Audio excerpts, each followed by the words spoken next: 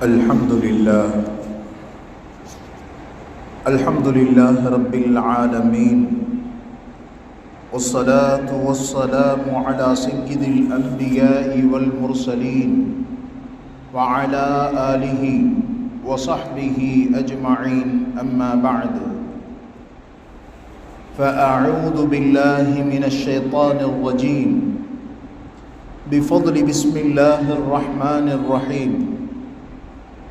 وقالوا لا تذرن آلهتكم ولا تذرن ودا ولا سواعا ولا يغوث ويعوق ونسرا. وقال رسول الله محمد المصطفى صلى الله عليه وسلم: هؤلاء أسماء الرجال الصالحين من قوم نوح، فلما هلكوا أوحى الشيطان فنسخ العلم فعبدت. وفي مقام آخر قال رسول الله محمد المصطفى صلى الله عليه وسلم: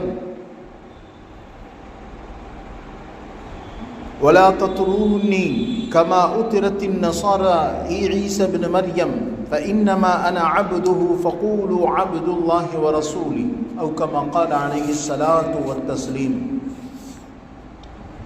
புகழ் அனைத்தும் அகிலத்தை படைத்து பரிபாலிக்கக்கூடிய ஏக வல்லோனாகிய அல்லாஹ் ஒருவனுக்கே உரித்தாகுக. சாந்தியும் சமாதானமும் ஈருலகத் தலைவர் எம்பெருமானார் முஹம்மதுன் முஸ்தபா ஸல்லல்லாஹு அலைஹி வஸல்லம் அன்னவர்கள் மீதும், அன்னாரின் உம்மத்தாகிய உத்தம சத்திய சஹாபாக்கள் நம் அனைவர்களின் மீதும் அல்லாஹ்வின் சாந்தியும் சமாதானமும் என்றென்றும் நிறைவாக உண்டாவதாகுக. அன்பிற்கும் இறை நேசத்திற்கும் உரித்தான அல்லாஹ்வின் நல்லடியார்களே, இன்றைய காலகட்டத்திலே அனைத்தும் நவீனமயமாக்கப்பட்டு கொண்டிருக்கிறது.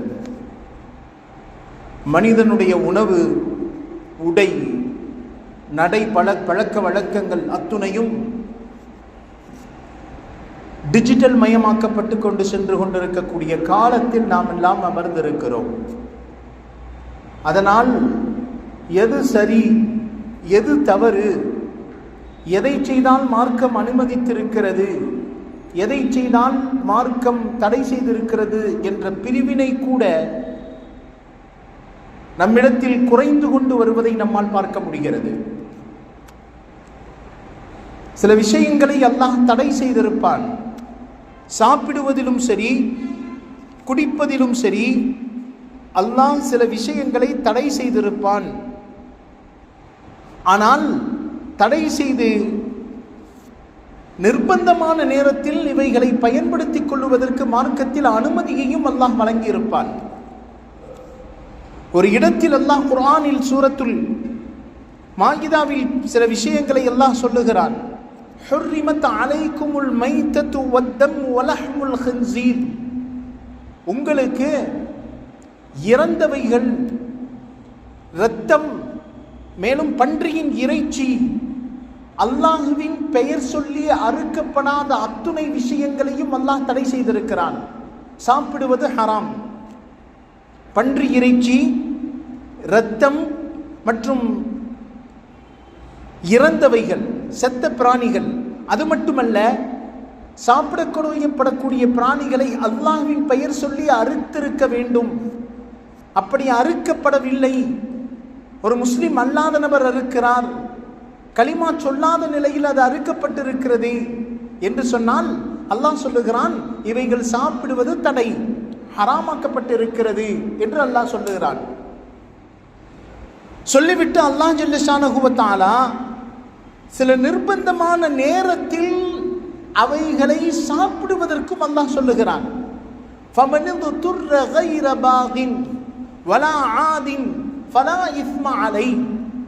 ஒருவருக்கு உணவே கிடைக்கவில்லை, இறந்த பிராணி மட்டும்தான் இருக்கிறது, அதை சாப்பிட்டால் தான் உயிர் தப்பிக்க முடியும் என்ற நிர்பந்தம் இருக்கும் பட்சத்தில் அல்லாஹ் சொல்லுகிறான், யார் இப்படிப்பட்ட நிர்பந்தமான சூழ்நிலையில் இருக்கிறாரோ தன் உயிரை காப்பாற்றிக் கொள்ளக்கூடிய அளவிற்கு மட்டும் அந்த விஷயங்களை, அந்த பிராணிகளை சாப்பிட்டுக் கொள்ளலாம், இறந்தவைகளை சாப்பிட்டுக் கொள்ளலாம் என்று அல்லாஹ் சொல்லுகிறான். வேறொரு இடத்தில் அல்லாஹ் சொல்லுகிறான்,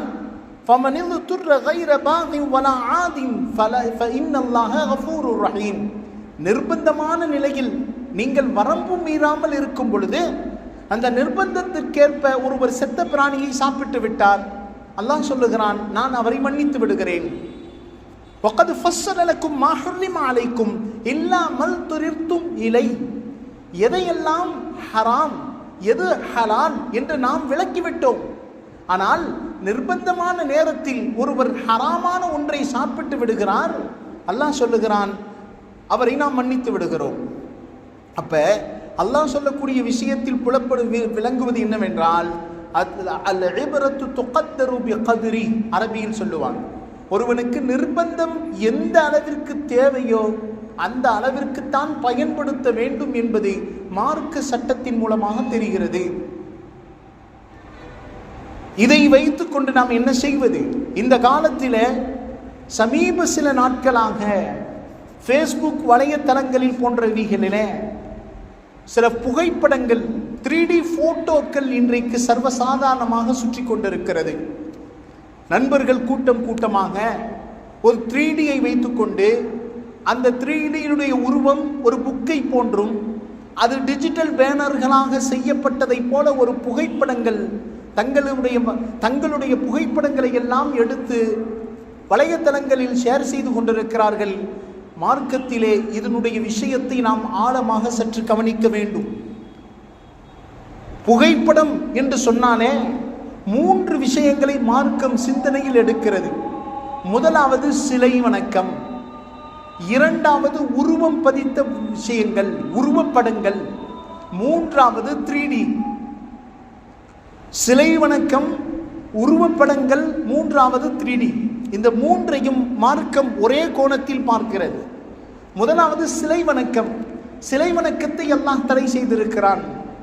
இஸ்லாம் என்று சொன்னாலே சிலை வணக்கத்திற்கு அப்பாற்பட்டது.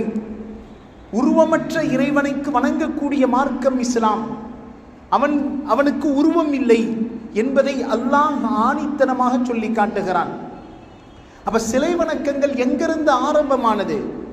பெருமானா ஸல்லல்லாஹு அலைஹி வஸல்லம் அவர்கள் ஹதீஸிலே சொல்லி காட்டுவார்கள், வகாலு லா ததருன்ன ஆலிஹதக்கும் வலா ததருன்ன வத்தம் வலா சுவாஆ. சூரத்து நூஹ் அலைஹிஸ்ஸலாத்து வஸ்ஸலாம் அவர்களுடைய காலம்.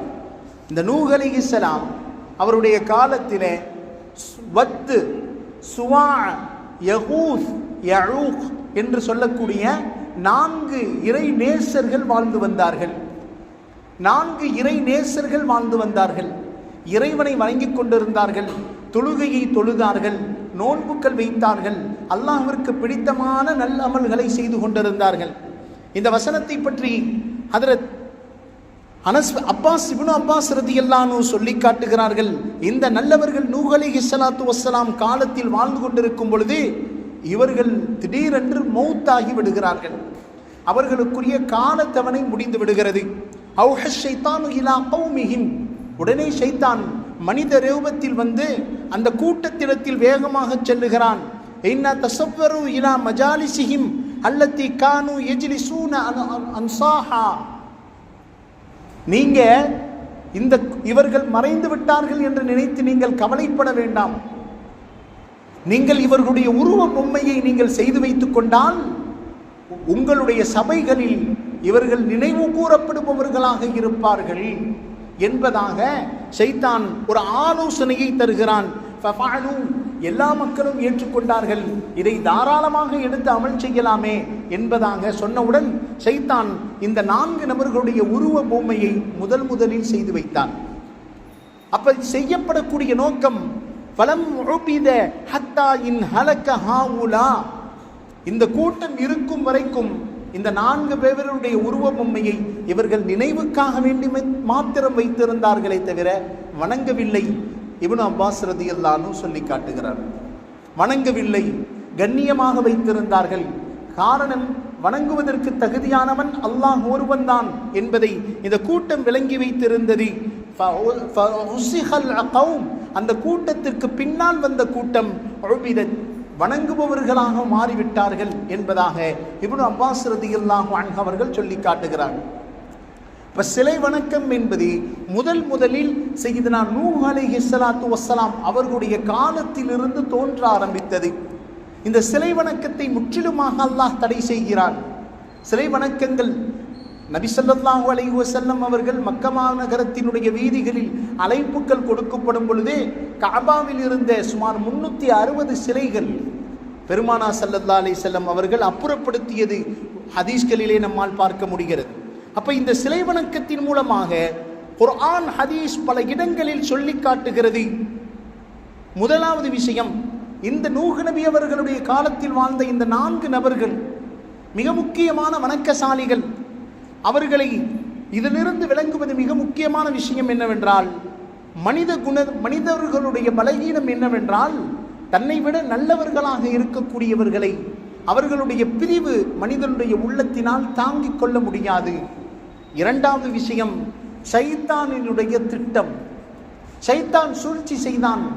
இந்த வத்து சுவா யகூத் யஊக் 4 நபர்களும் இவர்கள் மனிதர்கள் நேரடியாக அல்லாஹ்வுக்கு இணையாக மாற்ற முடியவில்லை, மனிதர்களாகவே வைத்திருக்கிறார்கள். எனவே இவர்களை வணங்குவதற்குரிய சூழ்ச்சி வலையை ஷைத்தான் நூஹ் நபியினுடைய காலத்தில் திட்டமிடுகிறான். அப்ப நூஹ் நபியுடைய காலத்தில் திட்டத்தின் மூலமாக முதலில் சிலை வணக்கம் நூஹ் அலைஹிஸ்ஸலாத்து வஸ்ஸலாம் அவருடைய காலத்திலிருந்து ஆரம்பமாகிறது. மிகப்பெரிய பாவம் உண்டாக ஆரம்பிக்கிறது. மூன்றாவது விஷயத்தை கிதாபுகளில் பதிவு செய்கிறாங்க. அறிவில்லாத தலைமுறை, அடுத்த தலைமுறை உருவாக சிலை வணக்கங்கள் அதிகமாகிக் கொண்டே செல்லுகிறது. அப்ப தலைமுறையை தெளிவாக சொல்ல வேண்டும், மார்க்கத்தை அவர்களுக்கு புரிய வைக்க வேண்டும். அடுத்து 4வதாக சொல்லி காட்டுகிறார்கள், உலுவுல் ஹம்த், அதிகமான புகழ்ச்சி மார்க்கத்தில் தடை செய்யப்பட்டிருக்கிறது. அதிகமான புகழ்ச்சியை புகழக்கூடாது. ஒருவர் ஒரு வணக்கத்தை செய்கிறார், அந்த வணக்கத்தை அல்லாஹ் பொருந்திக் கொள்ளுவானா பொருந்திக் கொள்ள மாட்டானா என்ற உள்ளச்சத்தோடு நாம் இருக்க வேண்டும். அதிகமான புகழ்ச்சி என்பதும், ஒருவர் ஏழைகளுக்கு சதக்கா செய்கிறார், ஒருவர் வணக்கம் செய்கிறார், இன்னொருவர் குர்ஆன் ஓதுகிறார். இவர்களிடத்தில் நல்ல பண்புகளை அல்லாஹ்வுக்கும் இவருக்கும் மத்தியில் இருக்கக்கூடிய தொடர்பு.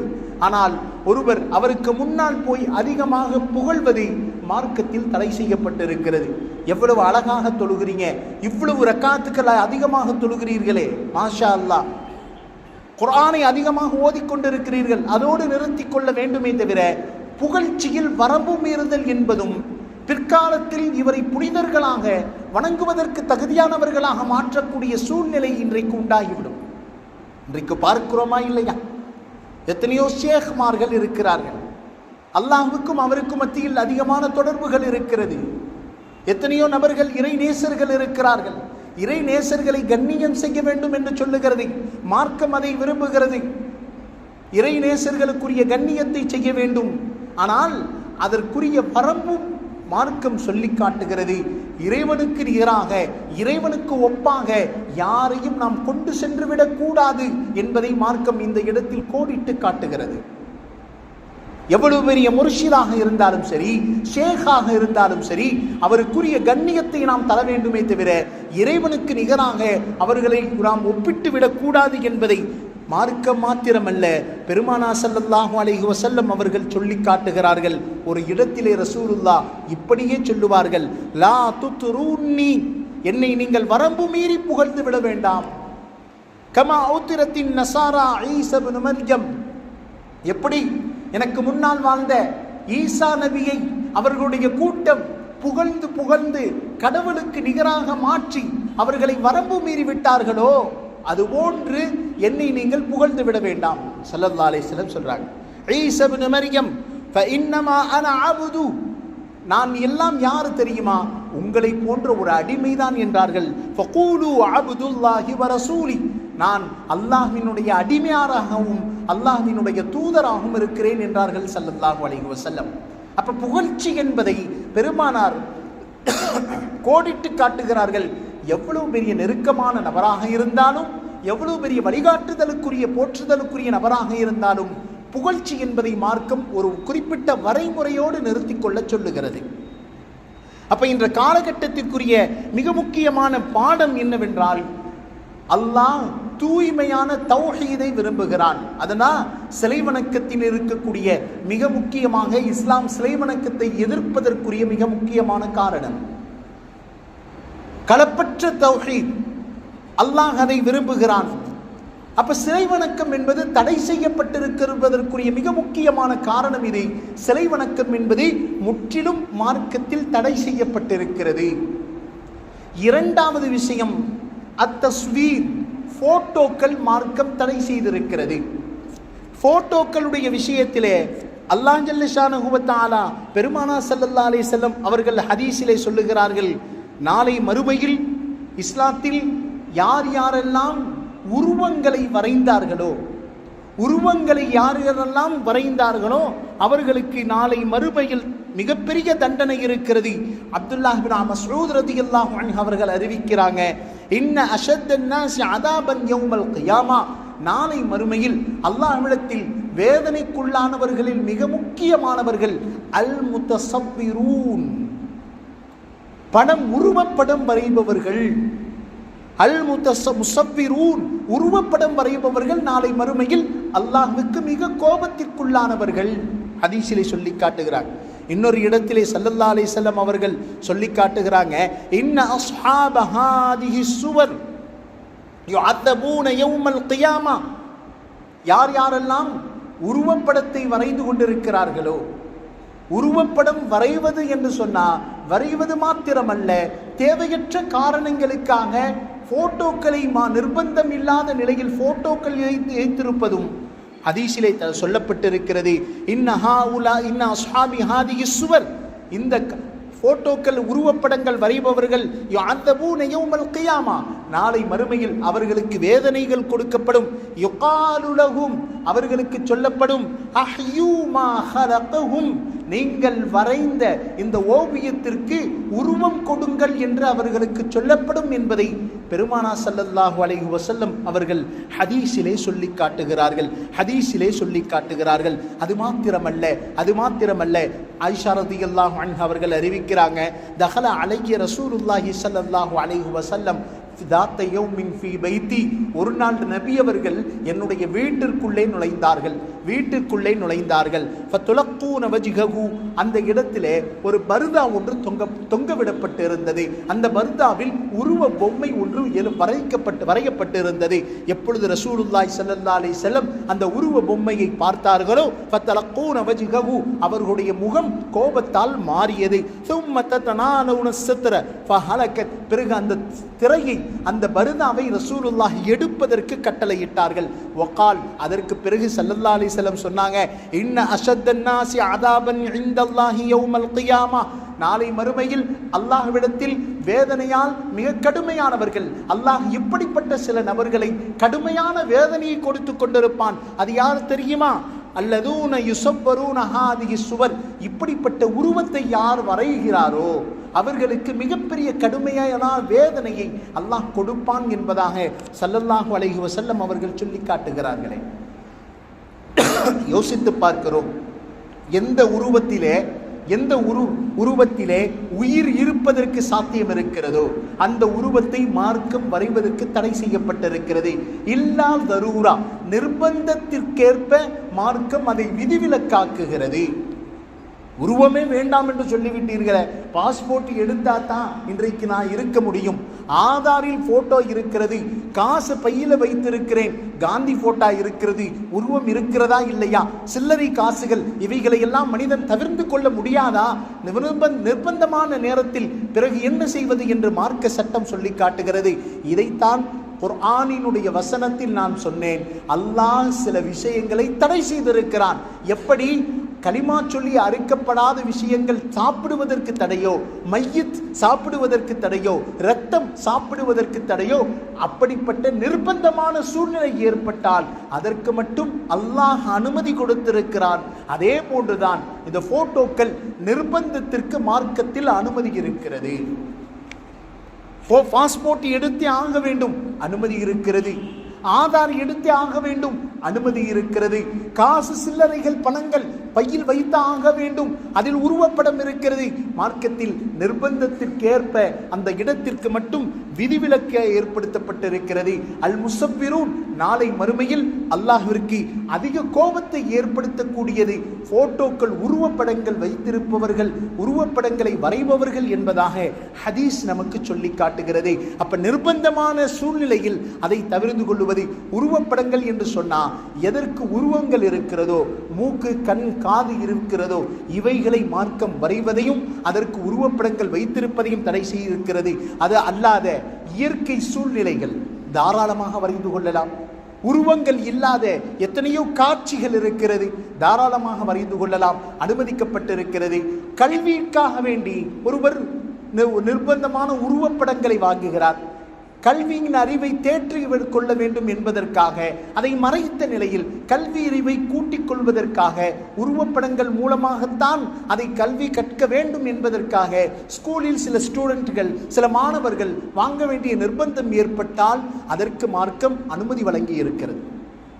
ஆயிஷா ரலியல்லாஹு அன்ஹா சொல்லி காட்டுகிறார்கள், ரசூலுல்லாஹி ஸல்லல்லாஹு அலைஹி வஸல்லம் ஒரு நேரத்திலே வீட்டிற்கு வந்தார்கள். அன்றைக்கு மக்காவினுடைய காபிர்களுடைய திருவிழா நடைபெற்றுக் கொண்டிருக்கிறது. அன்றைய தினம் என்னுடைய சக தோழிகள், தோழிகள் என்னோடு விளையாடி கொண்டிருந்தார்கள். நான் கையில் உருவ பொம்மை வைத்திருந்தேன். உருவ பொம்மையை பார்த்து பெருமானா ஸல்லல்லாஹு அலைஹி வஸல்லம் அதை பார்த்து சக தோழிகள் பயந்தார்கள். ரசூலுல்லாஹ் இந்த உருவ பொம்மை நபி அவர்களுக்கு பிடிக்காதே என்று நினைத்து எல்லா தோழிகளும் ரசூலுல்லாஹ்வை பார்த்து பயப்பட பெருமானா ஸல்லல்லாஹு அலைஹி வஸல்லம் அந்த பொம்மையை எங்களுக்கு விளையாடுவதற்கு அனுமதி கொடுத்தார்கள். எங்களுடைய கல்வி அறிவை வளர்ப்பதற்கு நாங்கள் அதை பயன்படுத்தி கொண்டோம் என்று சொல்லி காட்டுகிறார்களே. யோசித்து பார்க்கிறோம், சில இடங்களில் நிர்பந்தமான சூழ்நிலைகளில் ரசூலுல்லாஹ் சில மார்க்கத்தினுடைய நிர்பந்தத்திற்கேற்ப அனுமதியை மார்க்கம் வழங்கி இருக்கிறது. அடுத்து மூன்றாவதாக 3D. எப்படி? முதலாவது விஷயம் சிலை வணக்கங்கள், சிலைகள் முற்றிலும் தடை. இரண்டாவது போட்டோ, மார்க்கத்தில் நிர்பந்தம் இல்லாத மற்ற எல்லா விஷயத்திலையும் தடை. அடுத்து மூன்றாவது விஷயம் 3D. இன்றைக்கு ஃபேஸ்புக், வாட்ஸ்அப்கள் போன்ற எல்லா இணையதளங்களிலேயும் இன்றைக்கு சுற்றி கொண்டிருப்பது இதுதான். தான் ஒரு 3D போல வைத்து ஒரு இடத்துல நிற்பாட்டப்பட்டிருப்பார். அவருக்கு பக்கத்தில் ஒரு புக்கு, டிஸ்பிளேல அவருடைய போட்டோ இன்றைக்கு எல்லா இடங்களிலேயும் பரவலாக சுற்றி கொண்டிருக்கிறது. இந்த 3D விஷயத்தை பற்றி மார்க்கத்திலே சொல்லி காட்டுகிறார்கள். அது வேறு ஒன்றும் இல்லை, இந்த 3D என்பதும் கிட்டத்தட்ட சிலைக்கு ஒப்பானது. 3Dயை பொறுத்த வரைக்கும் என்ன, அதுவும் ஒரு போட்டோ தான். ஆனால் அது முன்னால் பின்னால் அத்துணை விஷயத்தையும் தனியாக காட்டுவதை போல ஒரு பின்பத்தை அது உண்டாக்குகிறது. 3D என்று சொன்னா அது ஒரு நிழலை போன்ற அது ஒரு உருவத்தை மனிதனுக்கு காட்டுகிறது. இது சிலைக்கு ஒப்பானது என்பதை மார்க்க சட்ட வல்லுநர்கள் சொல்லி காட்டுகிறார்கள். இந்த மூன்று காரணங்கள், ஒன்று சிலை, இரண்டாவது போட்டோ, மூன்றாவது 3D.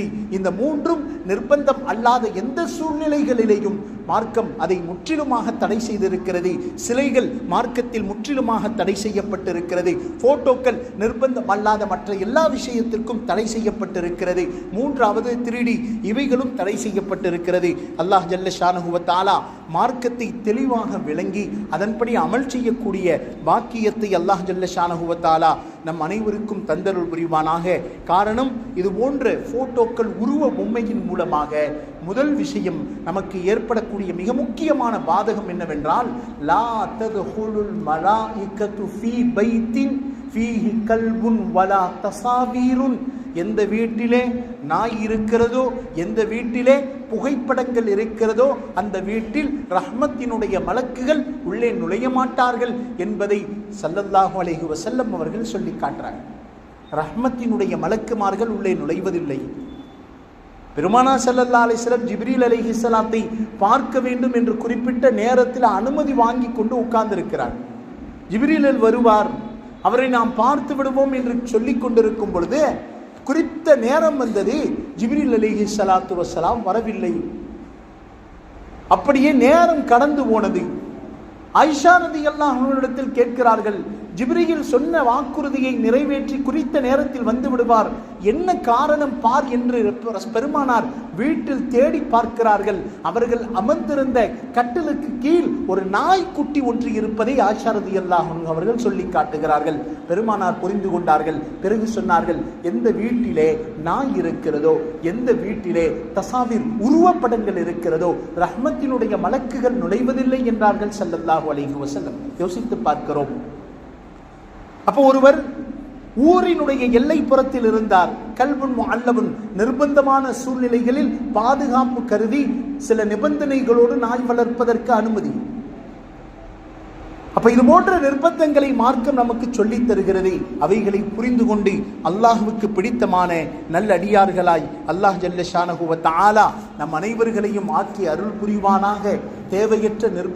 தேவையற்ற விஷயத்திற்காக வேண்டியோ மற்ற எந்த ஒரு காரணங்களுக்காக வேண்டியோ அல்லாஹ்வுக்கு பிடித்தமான நல்ல அமல்களை நாம் ஒதுக்கி விடாமல் எல்லா அமல்களையும் நாம் பின்பற்றி அல்லாஹ் ரசூலுக்கு பிடித்தமான நல்ல அடியார்களில் அல்லாஹ் நம் அனைவர்களையும் ஆக்கி அருள் புரிவானாக. வ ஆகிரு தஅவானா அனில் ஹம்துலில்லாஹ்.